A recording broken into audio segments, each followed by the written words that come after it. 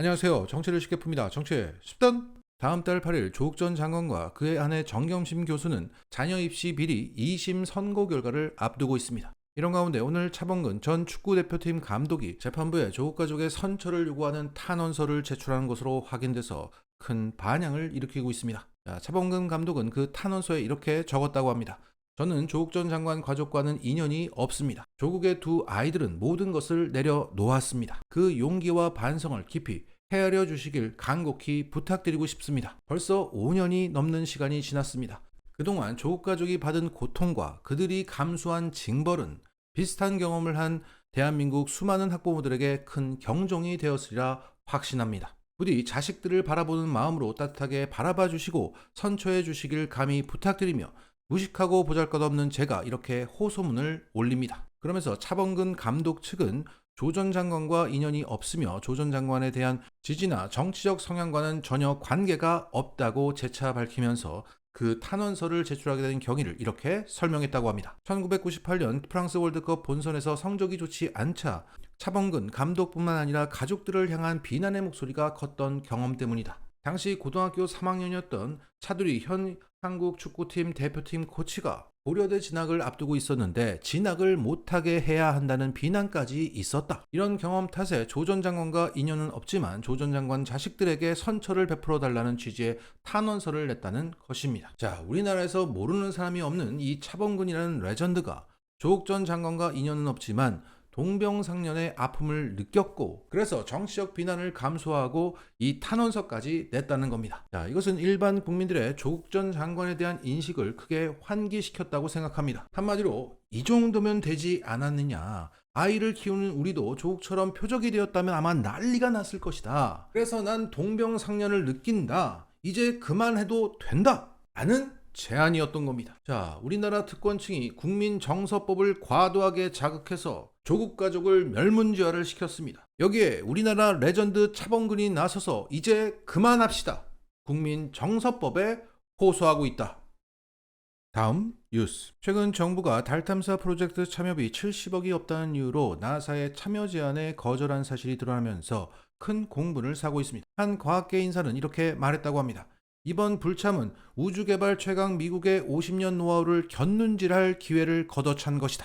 우리나라 경제 규모에서 70억이 이런 중요한 사업을 선택도 못할 비용인가 라며 격분했다고 합니다. 자, 이런 가운데 추미애 전 장관은 이렇게 일갈했습니다. 72억 호화 벤틀리가 별거 아니더라는 한국 대통령이 달 탐사 프로젝트 참여비 70억이 없다는 이유로 나사의 참여 제안을 거절했다. 영국의 럭셔리 자동차 브랜드 벤틀리는 부럽고 세계 우주 산업의 메카이자 미국의 자존심인 나사는 우스운 대한민국 대통령의 좁쌀 같은 변명에 바이든 아니면 날리면 그 미국 대통령은 어안이 벙벙할 것 같다. 70억도 없으면서 72억짜리 벤틀리는 왜 별게 아니냐? 지난해 바이든 아니 날리면 대통령은 워싱턴 선언에서 한국의 우주 산업을 돕기로 약속해 줬다. 그런데 이번에 나사의 지원을 거절하는 거 보니 그때 한국 대통령의 우주 산업 지원 요구가 진심이 아니었구나 라고 이렇게 이해할 것 같다. 당시 윤 대통령은 나사도 방문하고 해리스랑 함께 사진도 찍었는데 잊어버렸나 보다. 앞으로 한국에 대한 우주산업 지원은 없을 것 같다. 우주산업의 미래를 간단하게 말아먹는구나.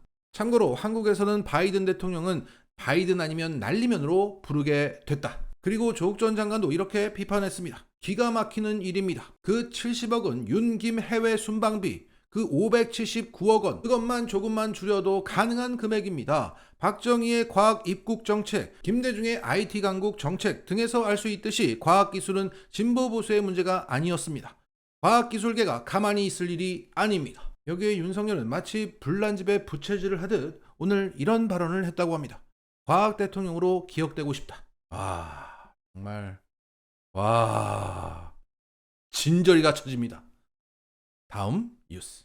오늘 여론조사 곳에서는 부산 지역 18개 지역구를 500명씩 비싸게 조사한 결과를 발표했습니다. 어떤 정당을 지지하냐고 물었는데 18개 지역구에서 한성만이 민주당이 앞섰고 나머지 지역구는 모두 국힘이 앞서는 것으로 나왔습니다. 거의 모든 지역구가 빨간색이라 실망할 수도 있으나 실제 내용을 보면 아닙니다. 그 차이가 3% 이내인 지역구는 6개나 되고 5% 이내인 지역구는 8개로 조사되면서 부산 지역구의 절반이 경합 열세 지역으로 봐야 합니다. 더욱이 2020년 부산 총선에서 민주당이 3석을 가져간 것과 지난 2020년 대선 결과까지 비교한다면 공천만 잘하면 현재 부산은 해볼만 하다고 해석하는 게 맞습니다. 무엇보다 최근 경남 지역의 창원 성산에서 확인된 부울경 민심의 기조는 나 국힘인데 민주당으로 심판할 거야 였습니다. 자, 그 결과를 다시 한번 보겠습니다. 창원 성산 지역구에서 어떤 정당을 지지하냐고 물었더니 국힘당이 41.9,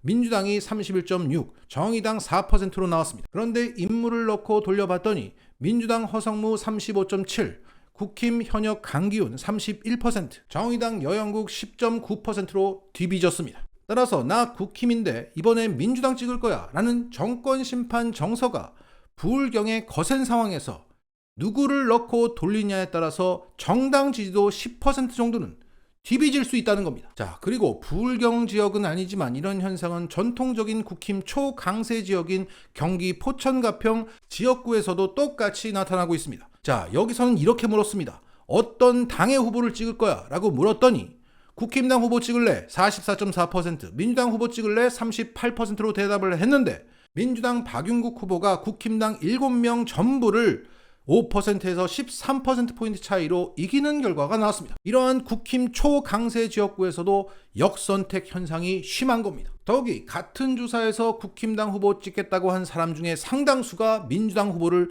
찍겠다고 답했습니다. 그래서 현재 이 부산에서의 정당 지도가 5% 정도 뒤진다는 것은 구체적인 인물만 내세워지면 역선택 현상이 뒤따라서 뒤비진다는 겁니다. 거기에 인물까지 좋아. 그러면 여기서 제2의 제3의 제4의 박윤국이 나온다는 얘기입니다. 자, 그런 차원에서 오늘 발표된 여론조사 곳의 세부 데이터를 다시 한번 볼까요? 자, 이건 모릅니다. 이건 할만합니다. 이거 안 되겠고, 이거는 할만합니다. 이거는 모릅니다. 이거 안 되겠고, 이것은 이겼고, 이것은 안 되겠고, 안 되겠고, 이것은 할만하죠. 아유, 할만하죠. 이건 안 되겠고, 이거는 어려워 보이고, 이건 모르겠고, 이거 할만합니다. 이거 안 되겠고, 이거 할만합니다. 자, 제가 지금 모르겠다고 얘기하는 것은 정말 결과를 모른다는 겁니다. 모르겠다 이상의 지역구가 전체 18개 중에 무려 11개가 됩니다. 자, 정리하자면 이번 조사를 보시고 불행회로 돌리시는 분들이 적지 않은데 그러한 보수적인 해석, 분석 좋습니다. 그런데 이번 조사의 질문은 어떤 정당을 지지하냐 였다는 겁니다. 현재 지금 부울경 지역뿐만 아니라 전통적인 국힘 초강세 지역에서 확인되고 있는 그 민심의 기조는 역선택, 즉 국힘인데 민주당 뽑을래, 이러한 정권 심판 정서가 거세다는 겁니다. 따라서 그것을 감안해서 본다면 오늘의 결과는 실제 인물을 넣고 돌리면 뒤비질 수 있다는 것을 말해주고 있습니다. 그러니 낙담하지 마시고 우리가 믿을 게 뭐가 있습니까? 사람밖에 없습니다. 부산 시민들의 상식을 믿고 밭갈이를 멈추지 말아야 할 것입니다. 부산 살아있네!